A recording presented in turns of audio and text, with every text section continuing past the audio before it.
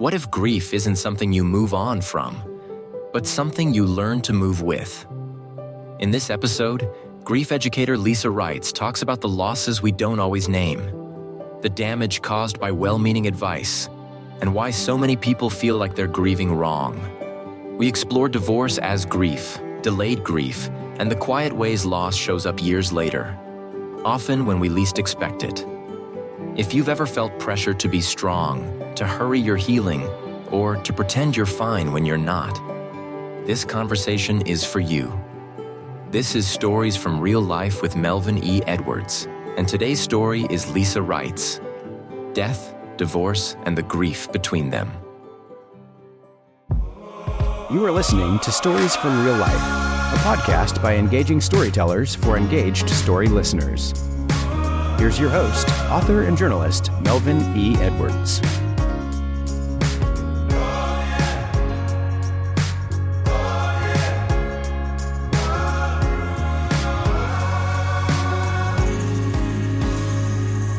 Hello again, and welcome to another episode of Stories from Real Life. I'm your host, Melvin E. Edwards. Thank you for joining me for the podcast where our personal stories remind us how much we can learn from each other.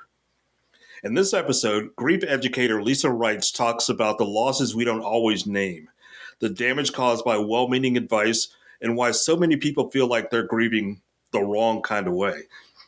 We explored divorce as grief, delayed grief, and the quiet ways loss shows up years later, often when we least expect it. So, Lisa, welcome to the show today. Hi, thank you for having me. I'm glad to be here. Thank you for being here. So, before I start asking you my list of questions, I want to give you a moment to tell the listeners about your book. Sure. So my book is basically my story through grief and divorce. And I actually, going through it, didn't realize how much divorce is grief. And I think a lot of people don't realize that. But it is a loss. And a lot of people always think of grief as death. But grief can be any kind of loss. And end of relationship is a huge loss for people. So I decided to write my story down, give information about grief and each of the stages. And then as they go through those stages, I talk about my story through that stage. And then I give readers a chance to journal some information, answer some questions for themselves, and hopefully at the end, find some inner peace and some answers to the way they're feeling. Okay, and based on the topic of grief and your last name, have you ever been called things like last rites or dead to rights? That's really funny, but no, I always say that. When people will say to me, how do you spell your last name? I'm like, rights, like last rights. That's the best way I can describe it. So, yeah, you would think I'd hear more of that, though, but people just aren't creative enough, I guess. No, just me.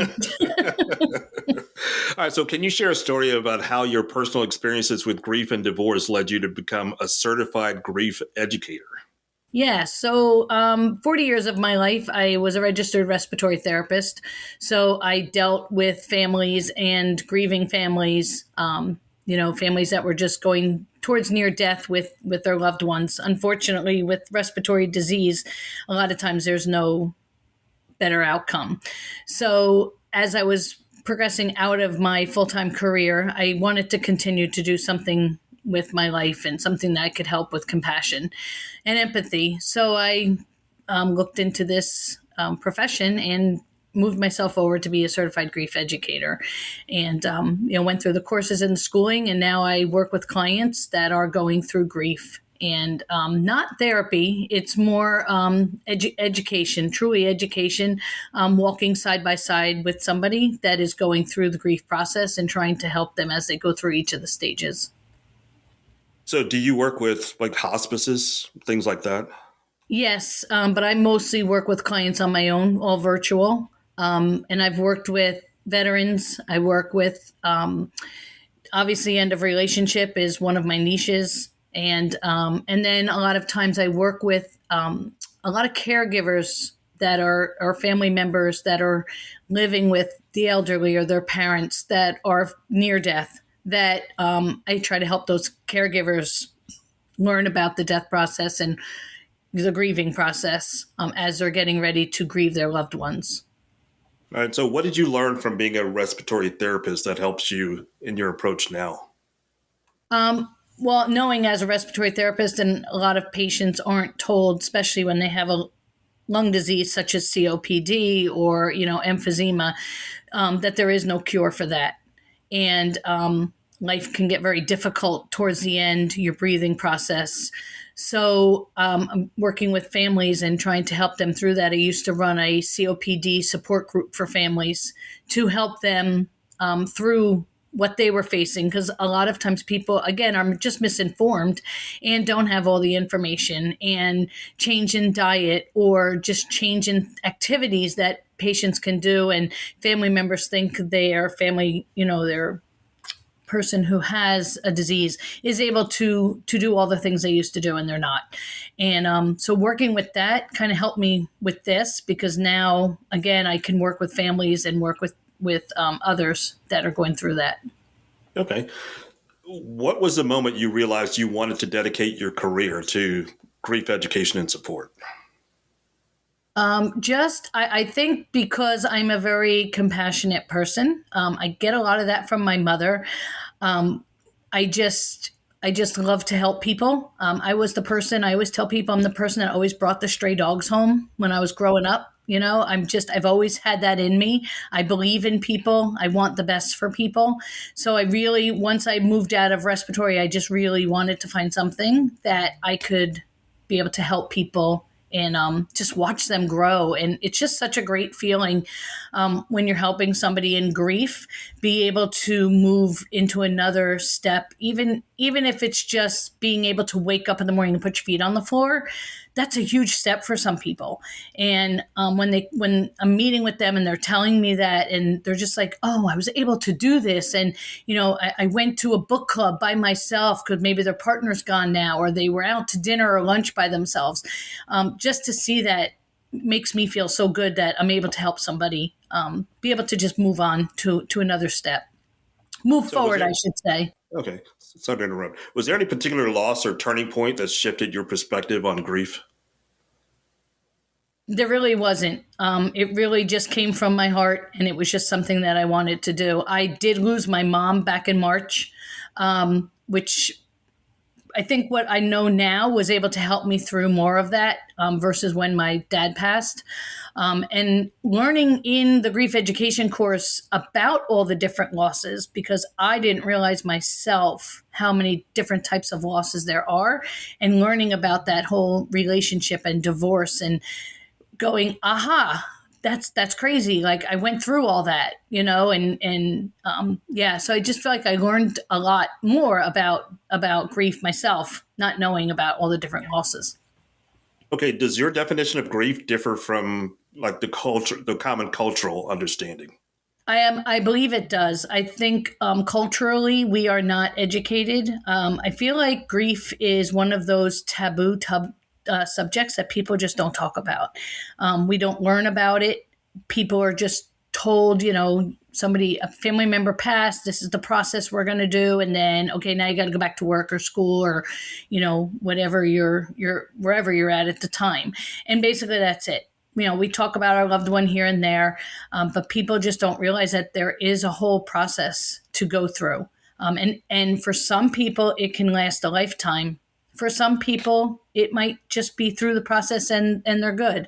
But I just feel society does not know how to deal or talk to people that might be in grief. I think a lot of times, one of the things that I do when I'm working with clients that are facing a grief that's coming towards them, such as the death of a family member, a loved one, one of the things I tell them is about how that person's going to change, and maybe that person doesn't want to die, and they just don't know how to tell you that. And a lot of times people get frustrated with the elderly because, they're not behaving the same way. And maybe inside the person is really frustrated because they're watching their loved one pass, and that can be very difficult. And that is all process of grief. And I think people don't realize that. Another thing is friends helping friends. I deal a lot with this. People don't know what to say to people who are grieving other than, I'm sorry, because that's what we say, right? That's what we're taught. You say you're sorry and you move on. But things not to say are things like, you should be over it by now, or wow, you talk about this person too much, or, you should be past that. And those are definitely not things to say. I always try to tell people, maybe an idea is if somebody is grieving, you don't know what to say, call them up and maybe have them over and have a cup of coffee and just sit there and let them talk. And if they're still grieving, it's okay. They're allowed to.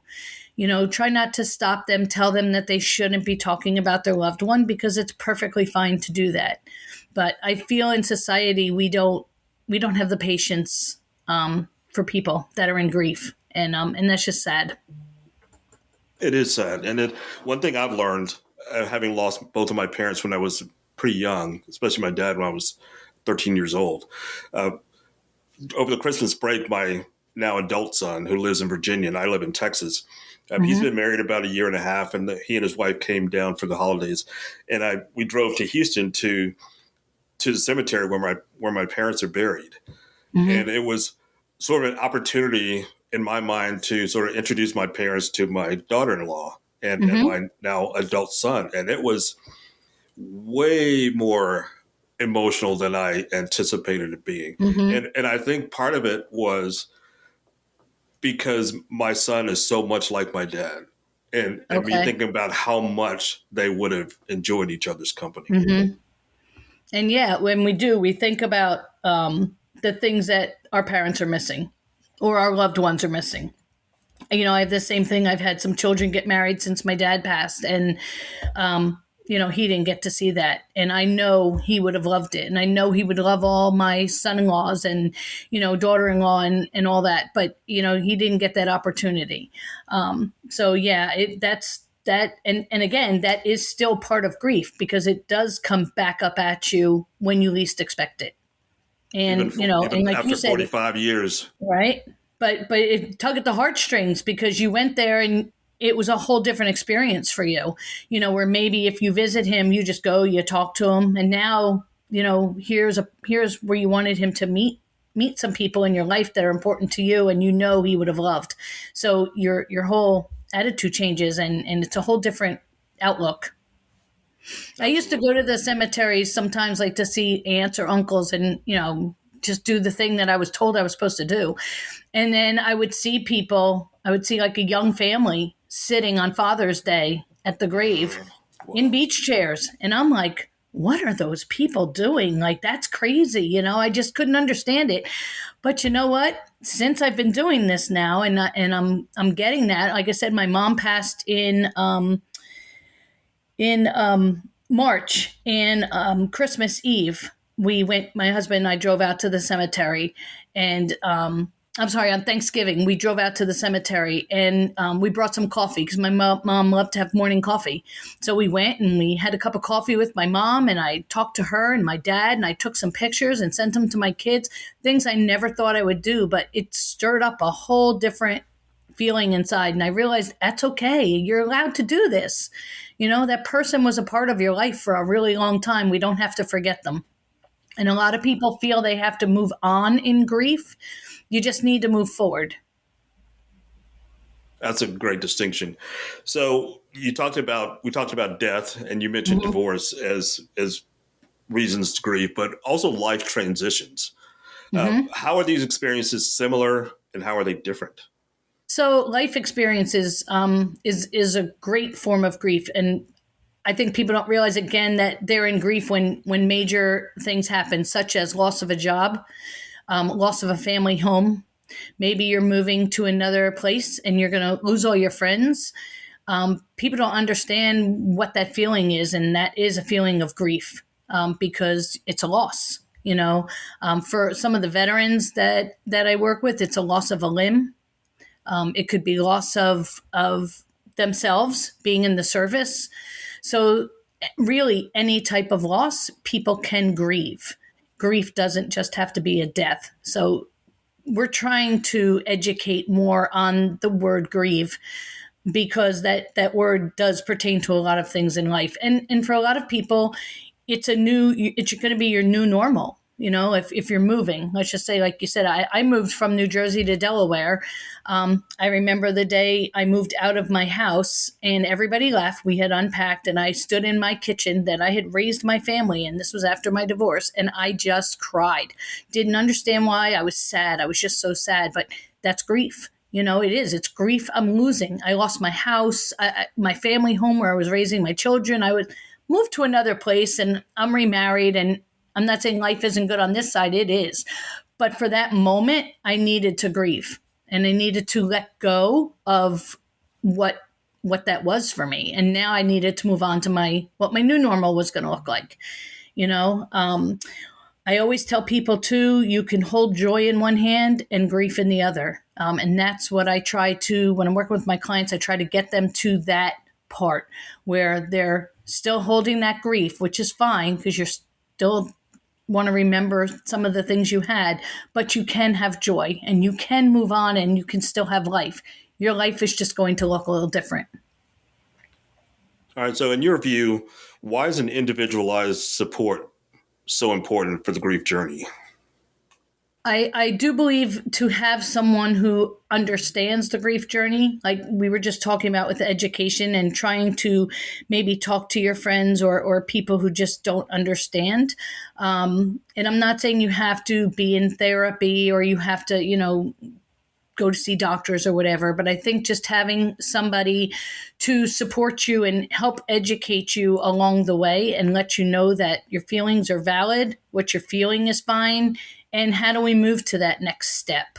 How do you want to move to that next step? It's not about me telling them, this is what you have to do next, or this is what you have to do. It's not, because you need to make your own decisions. And as you move forward, you need to figure out what you want your next steps to be. Like I said, whether it be getting out of bed in the morning because you haven't been able to do that for a really long time, or maybe it's learning how to make some new friends. Maybe it's learning how to rediscover yourself. That was huge for me after my divorce, was finding myself again, because I didn't become a bad person. I became a different person because I was raising 4 children. I became a mom.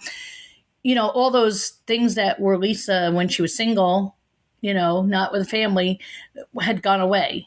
So when I went through my divorce and I was moving on through my grief process and I moved into that acceptance stage and trying to find myself again, I brought back some of the old me. So it's real important to dig down deep and find some of that and just be able to walk with somebody and have somebody that will listen to you more as I always like to say, as a friend than as a medical personnel. Okay. So what are some of the early signs that someone might benefit from some professional grief support?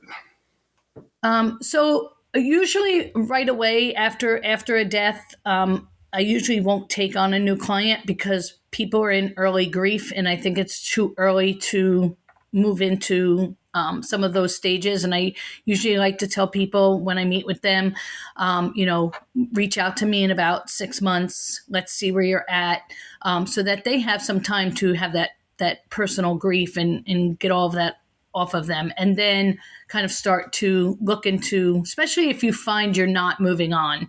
I've had clients call me and they're just like, I cry every day. I can't stop crying. I just cry every day. And it's been a year. Okay. And then you start from right there. Why, what are you crying about? And then moving on and trying to help them through so that they're not crying every day. And, trying to realize things we can do and worksheets and journaling and, things like that kind of help you get through those phases. So I don't work with early grief, but I will tell people to just try to process a little bit and then reach out to me. And a lot of people will wait. And then once they wait, and a lot of people will call me right before that first anniversary is coming up because they have to get through that part. And that's a tough part. And that's when I think sometimes people start to need help. So what does a first session look like with you?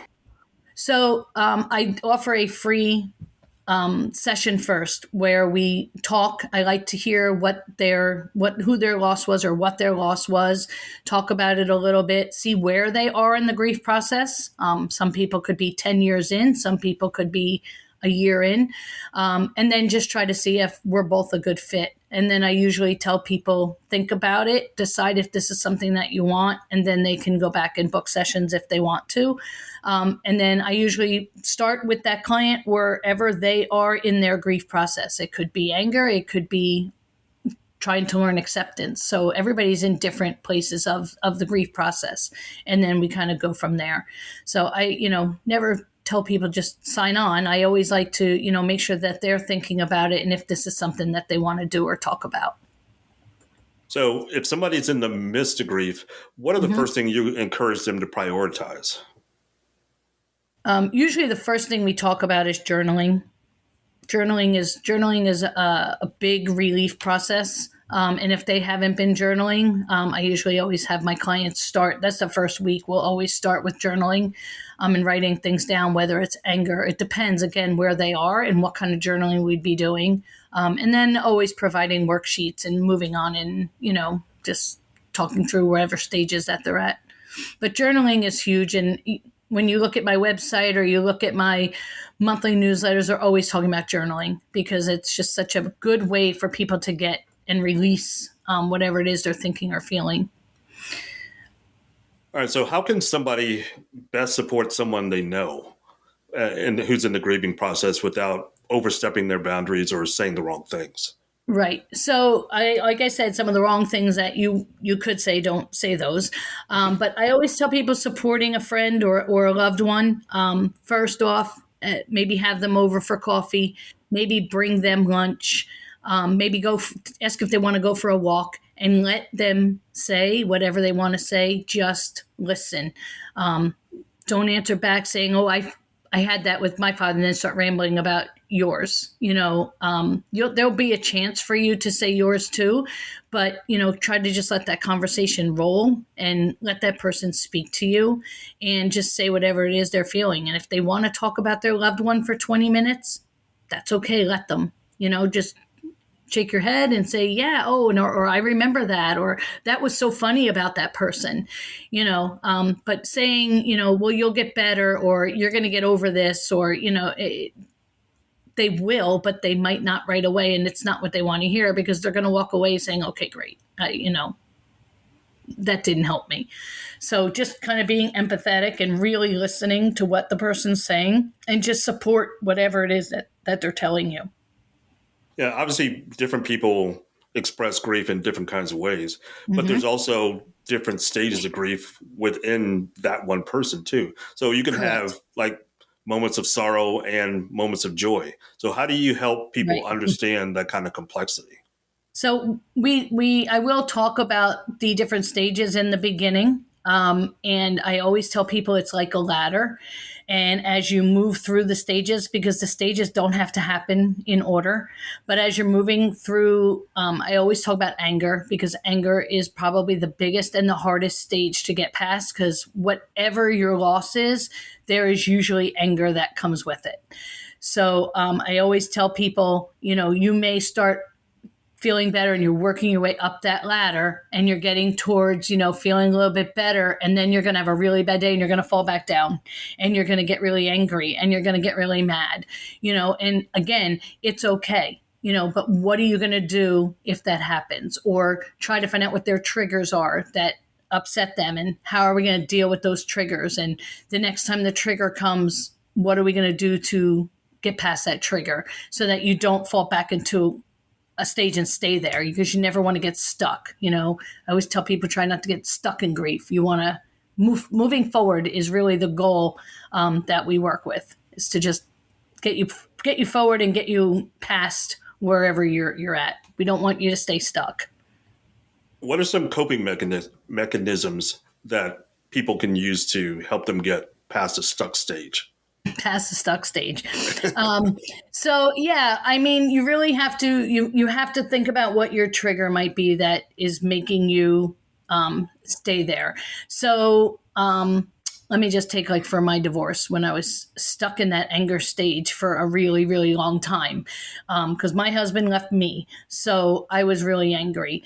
And the trigger was the person he was with. Anytime I saw her or my kids came home and spoke of her, I got really angry, so I would journal, and then I would crumple it all up and throw it across the room because that would make me feel better. Sometimes I would grab a game and play with my kids, or I would say, hey, let's go for a walk. Let's go for a bike ride. Just something to move and get me past that thing. I always tell people, a lot of people will say, well, I'm going to have a bottle, or I'm going to take this, or, we try to push away from, because alcohol is not the answer. Medication is not always the answer, and for that, you don't need me. And I would push you towards who you would need. But yeah, I try to, whatever it is or wherever they are, if they have children, or if it's, if they're by themselves, or they have a dog, take your dog, go for a walk, hug your dog, grab your dog, go, what is it you like to eat? Make yourself something special, just something to get away from that trigger, so that you don't keep staying stuck and falling back. And if you're stuck, I can't go out, I don't want to do anything alone, then we'll talk about, okay, so maybe a friend. Or how do you think you can how about go to the library and get a book? That's like, you'll be out by yourself, or they'll make that step and they're excited. Or, I had a client that was going through a divorce and didn't want to do anything by herself. And she went to a museum that was having like a poetry talk. And she reached out to me the next week when we were in session, and she was like, oh my God, it was wonderful. And I did it by myself. And, I actually went up to somebody and said hello, and like, it was huge, So just giving them ideas, but depending where they are is going to depend on the thoughts or processes that I would go over with them to do. Okay, so getting back to your book, just for a couple questions. Mm-hmm. So your book emphasizes grace, faith, and hope. So how do these elements play a role in healing from loss? Always giving yourself grace. People need to be a little bit easier on themselves. So when I do talk about grace, and I talk about giving yourself some grace. And when you're having a rough day, it's okay. The next day, wake up, let yourself get past that. It's okay. You're allowed to do that. My faith was a big part for me. I believe in God, so a lot of my prayers and talking to God and having him help me through, and going to church. Because I did, after my divorce, after I separated, I jumped out of the church for a long time. And then when I met my now husband, him and I started going back to church weekly. And I found my faith again. And I realized that I really needed that. So those are some of the things that, helped me through. So how do you support somebody who has lost their faith because of what they're dealing with grief? That's very difficult to deal with. I usually try to find out what they believe in or what they no longer are believing in, and I really just try to talk to them about why they lost what they lost, and try to promote that there is a higher power. But I have clients that just don't believe in that, won't go anywhere. So it just depends on the person that I'm talking to. All right. So can grief ever be anything than just painful? Can it be transformative or causes somebody to have a kind of growth experience? Absolutely. I think you can move forward from grief. Again, I think that grief, there will be times when that grief is there, maybe on an anniversary date, or maybe on that person's birthday, if we're dealing with death. With divorce, it depends how it ends. Now, my divorce ended very friendly. I was at my ex-husband's wedding last year. So we ended very friendly, but that was the path I chose, because I decided at one point, which is in my book, I no longer wanted to be angry. Because why was I going to spend the rest of my time angry? He had moved on. He was doing his thing. My kids were doing their thing. And why am I going to be angry? That's crazy, So learning how to move forward. Are there times I still grieve? Yes. Do I still grieve the loss of my marriage? I certainly do. even though I've moved on, because I sit some days and I wonder, like when my kids got married and we were both at the wedding, I'm like, how would this have been if we were married? Would this have looked any different? So I think that grief, some forms of it will never go away, but you can move on and be happy and still hold that loss if you need to. It's perfectly fine. If you don't need to, you don't have to. You can let it go. But for those that are out there that need to hold on to it, it's perfectly fine. And don't let people tell you don't have to, because you can hold on to it as long as you want to. Okay. So I just have a couple questions left to start to wind down the conversation. So Sure. let's talk about your book some more. It's called Grief and Divorce, a Journey Through Healing. So what kind of impact do you hope the readers get from it? I hope I do talk about the end. I hope they can get some inner peace. My goal with writing the book was because I feel like my family dynamic is not typical anymore, but I was able to move past all those stages and come to acceptance and accept, in all honesty, I needed to accept for myself that part of that divorce was my fault. There is a reason he strayed. I'm sure I had something to do with that. So I had to accept that, which is a really difficult thing. But I always still try to accept all the good things I liked about him, all the things that made me happy when we were in the marriage. We have 4 children together, and I can't imagine being angry with him now in front of my children and not speaking. I feel like every family function would have looked horrific if it was that way. And I know there are a lot of people out there that have that. So I'm hoping if you read my story, you might get a little hope that if you do something, even one little thing in there, maybe something will trigger and you do it a little differently. Maybe, you can be a little happier too and move on. If you can't have that dynamic, which not everybody can, I hope that somebody will find some inner peace and at least for themselves feel a little bit better that, okay, I struggled like she did throughout all those stages. I did all this, but when it came to that, keeping the strong bonds together, I can't do that. But there was a lot of stuff that I had to come to realization for, because my first thoughts when my husband was leaving was, I'm never, ever going to let you see my children again. We had this family, you're leaving it. You're never seeing them. And he knew that. But as I started to realize, and I mentioned this in the book, that I did come to realize he was not leaving his family. He was leaving me. So I had to accept that. It was me. It wasn't his children.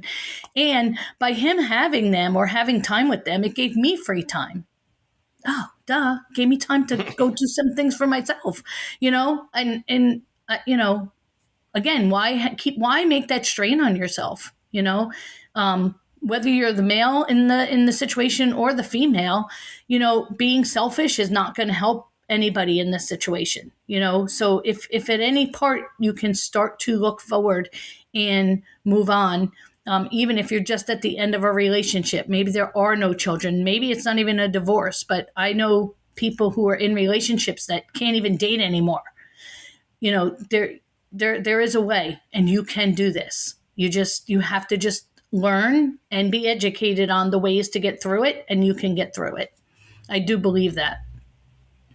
All right. So as a final question today, what's next for you? What do you have planned to do? Do you plan to write another book? What do you have? Yeah. So I am, my next book, I am working on it now. I am calling on veterans that have stories of grief, be it any kind of grief story. I'm listening to them, and I'm going to be putting stories together. So I'm going to make a story of veterans stories. So that's what I'm working on now. And I just finished recording 2 courses, one on loss of your mother, one on loss of your father. And they relate to whether you had a good relationship with your mother or father, or a complicated one. So be it your mom died and she was loving, or if you had a relationship with your mom where maybe she was not the loving mom and you're grieving that part. because there's that also. So these two courses are aligned together. And that's in the works. That'll be coming out within the next month. And then I'll be working on, I'm going to be working on courses for grief and divorce, and I'm going to be working on some for grief in the workplace. So I have a lot coming up this year. So can you tell the listeners how they can get in touch with you or how they can find out more about your work? Yeah, so I'm on all social media, Lisa Rites Grief, and my website is lisaritesgrief.com, and you can go on there, and there's connections to all my social media. I have a monthly blog. You can sign up for my newsletter, and you can book a free session there. You can book sessions. There's information about my book, my ebooks. Everything is on there that you could need. Okay, so I always say start there. Okay, I will include those links in the show notes. Okay. So our guest today has been grief educator Lisa Rites. Lisa, thank you so much for being here today. I appreciate it. Thank you. It was great. So as Lisa reminds us, grief doesn't come with a finish line. Healing isn't about erasing your loss, but learning how to carry it with honesty and with grace. So please like and share this episode with someone who may be grieving now. That's it for today's episode of Stories from Real Life. Until next time, don't forget to shine your light wherever you go.